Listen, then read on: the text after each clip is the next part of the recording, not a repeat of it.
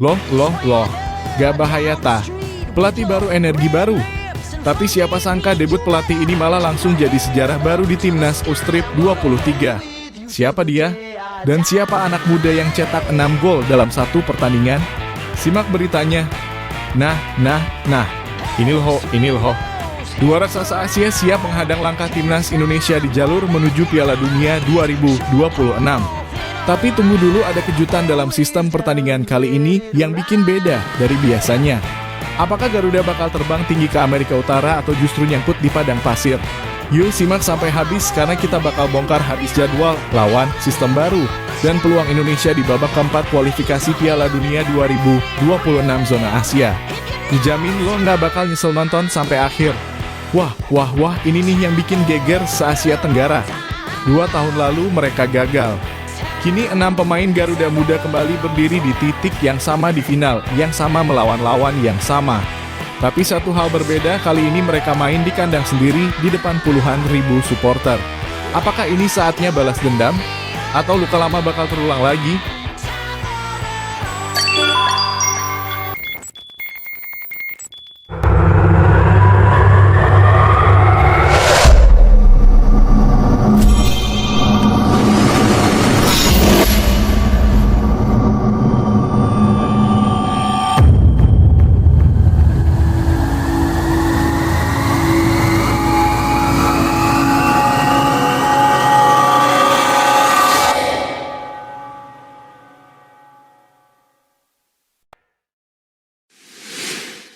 Sebelumnya mohon dukungannya, bantu pencet tombol like, subscribe, dan notifikasi agar tidak ketinggalan berita terbaru Timnas.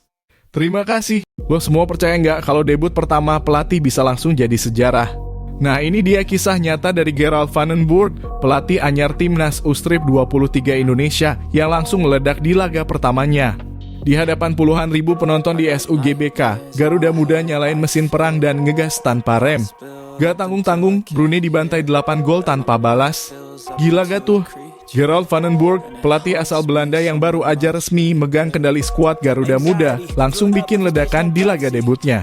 Laga pertama grup A Piala AFF U-Strip 23 tahun 2025 jadi saksi sejarah baru. Main di Stadion Utama Gelora Bung Karno dalam kurung SUGBK, Selasa malam 15 Juli 2025, Timnas Indonesia U-Strip 23 ngasih salam pembuka yang bikin satu stadion berdiri. Skornya, bukan 1, bukan 3, tapi 8 hingga 0. Yes, 8 gol. Tanpa balas, Brunei benar-benar gak dikasih nafas. Dan lebih gokilnya lagi, ini bukan sekadar kemenangan biasa. Ini adalah debut paling sukses sepanjang sejarah pelatih Timnas U-Strip 23 Indonesia. Dari segi skor, dominasi permainan, sampai jumlah gol yang dicetak semuanya pecah rekor. Kalau kita ngomongin laga lawan Brunei kemarin, gak sah kalau gak bahas satu nama ini, Jens Raven. Bro ini kayak bukan manusia, tapi robot pencetak gol. Double hat-trick alias 6 gol langsung dia borong ke gawang Brunei. 6 gol dalam satu pertandingan? Itu bukan cuma mimpi, itu nyata terjadi di SUGBK. Bayangin aja satu pemain nyetak gol kayak tim futsal. Raven benar-benar jadi mimpi buruk buat lini belakang Brunei. Mulai dari sundulan, tapping, sampai solo run, semua gaya gol dia punya.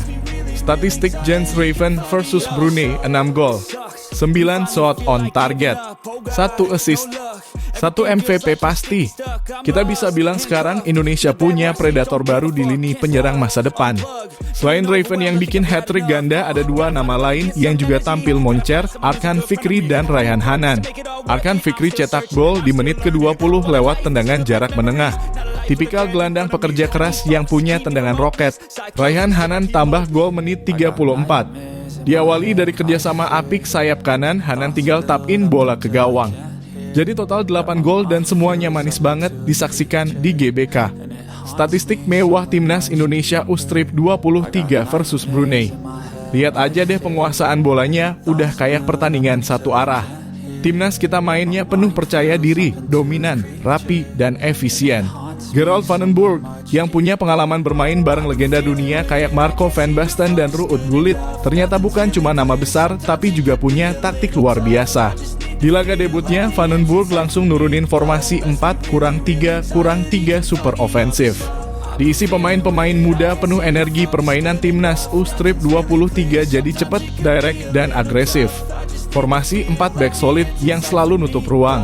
3 gelandang aktif, 1 holding, 2 playmaker dinamis. 3 penyerang tajam dengan Raven sebagai poros. Timnas benar-benar berubah total. Mainnya berani, ngepres tinggi, dan umpan-umpan cepat ala Belanda banget. Biar lo makin paham seberapa gokilnya debut Van den Burg, yuk kita bandingin sama pelatih-pelatih timnas U23 sebelumnya. Siapa aja yang pernah debut? Dan gimana hasilnya? Debut pelatih timnas U23 Indonesia 2011 Rahmat Darmawan versus Hong Kong, menang 4-0. 2011 Alfred Riedel versus Turkmenistan, kalah 1-3. 2012 Aji Santoso versus Australia, kalah 0-1.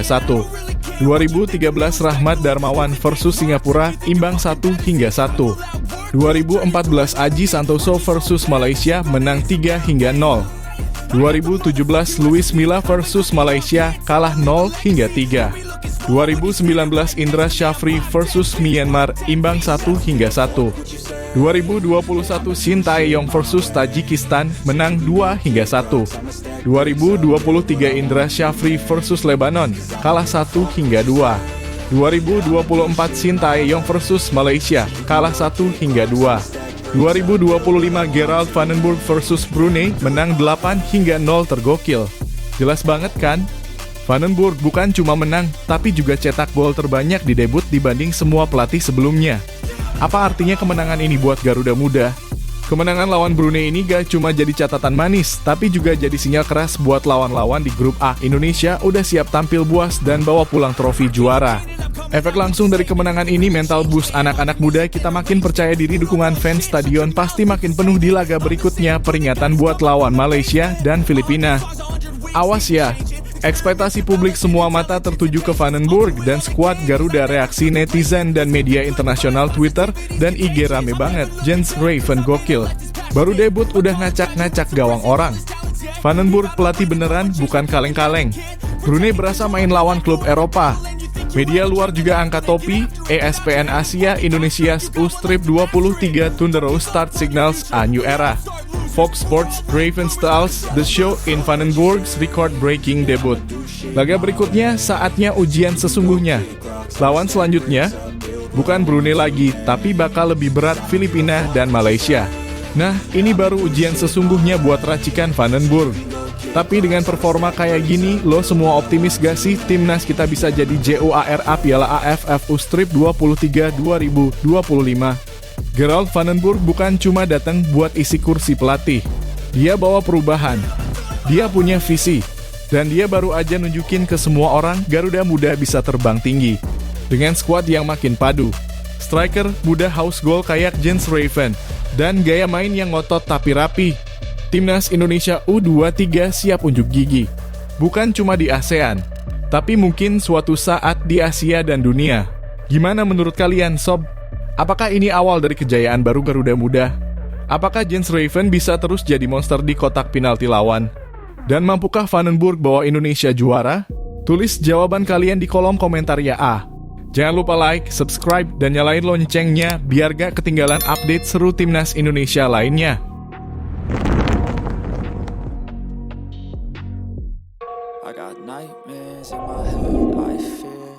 Sobat Garuda, siapa sangka mimpi yang dulu kayaknya cuma angan-angan, sekarang makin deket jadi kenyataan.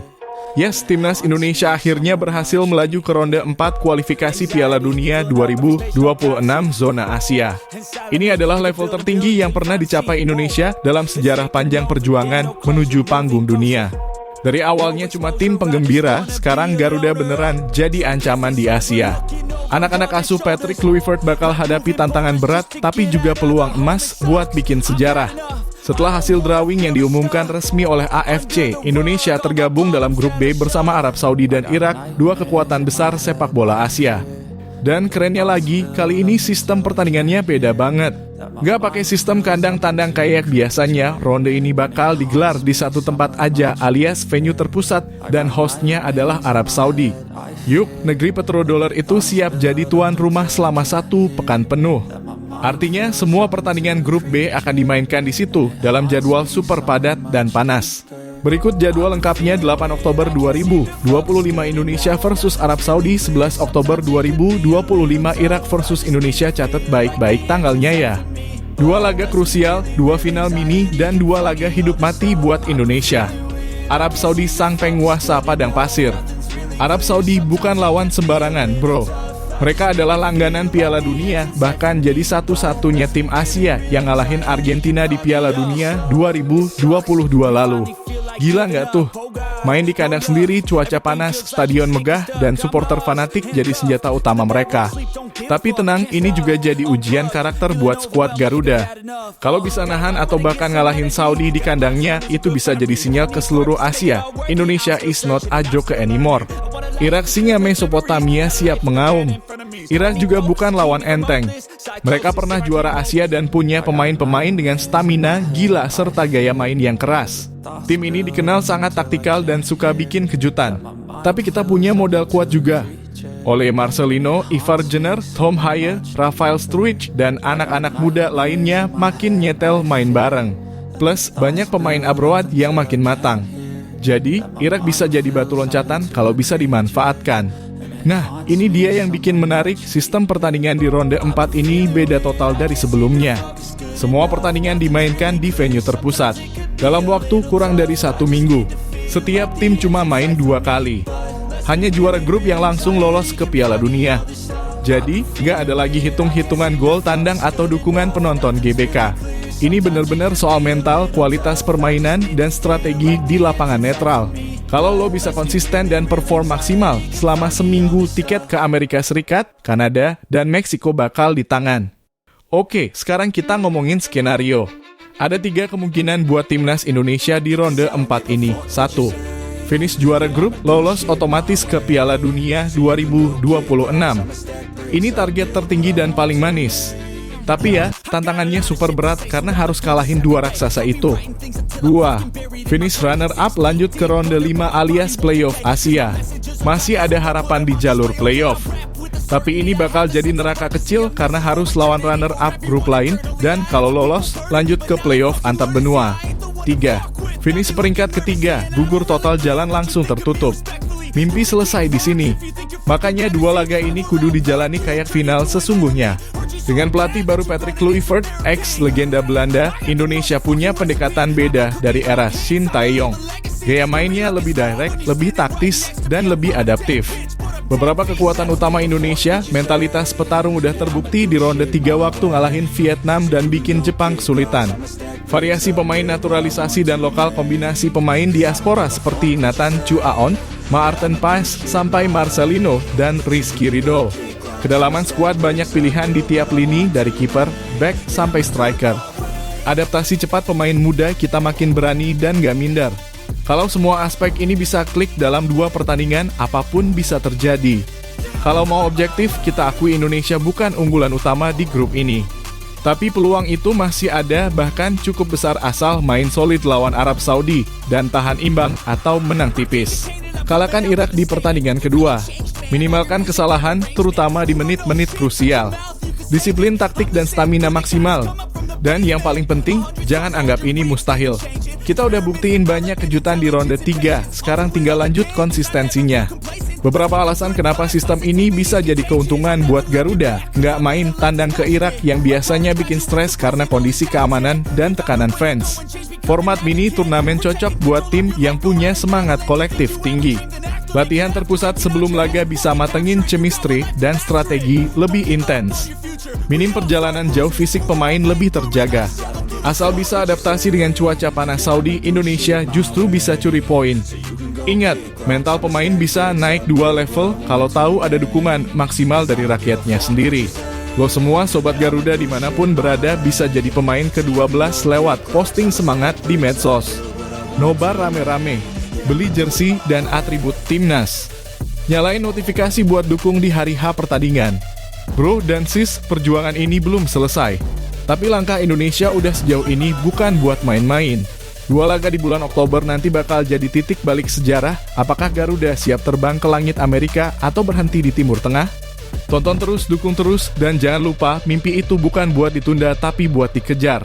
Kalau lo suka video ini, jangan lupa like, comment, subscribe, dan share ke teman-teman lo yang cinta timnas. Tulis di kolom komentar menurut lo, siapa pemain kunci Indonesia di 2 laga nanti? Sampai ketemu di video selanjutnya. Viva Garuda!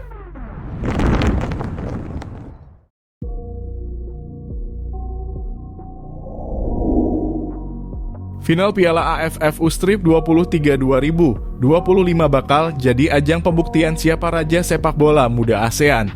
Setelah 2 tahun lalu hati kita dilemukan sama Vietnam via adu penalti dramatis 6-5, kini saatnya Garuda Muda bangkit dari luka lama. Hari hanya Selasa 29 Juli 2025.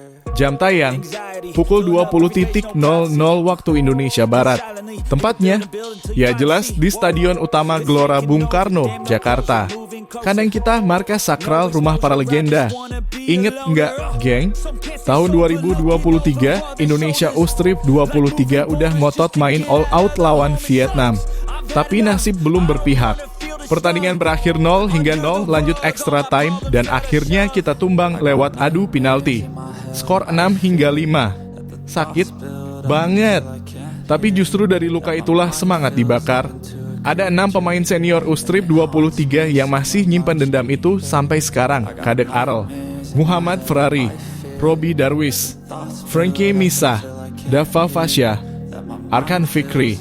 Mereka nggak cuma main bola bolo. Mereka main pakai hati, pakai emosi, pakai tekad buat balas masa lalu. Nah, kenapa kita pada kali ini? Nih alasannya, main di kandang sendiri.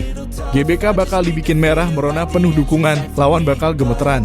Momentum positif, baru aja Garuda Muda ngalahin Thailand U-Strip 23 di semifinal. Skor MANTAP. Permainan solid.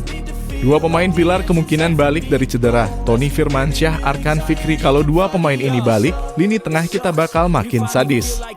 Vandenburg pasti udah nyiapin racikan maut, tapi jangan anggap gampang. Ada tantangan berat juga bro. Laga lawan Thailand kemarin sampai extra time. Main 120 menit bikin banyak pemain kecapean. Jens Raven sempat kelihatan pincang, belum jelas bisa tampil full atau enggak. Jadi Vandenburg harus muter otak, jangan sampai blunder pemilihan pemain bikin kita nyesel di final.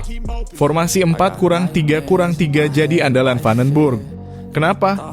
Karena pressing tinggi, support sayap kuat, dan fleksibel buat transisi cepat. Prediksi starting XI Garuda Muda, kiper Muhammad Ardiansyah. Kiper muda ini tampil konsisten, refleks cepat, dan bisa jadi pembeda di laga genting.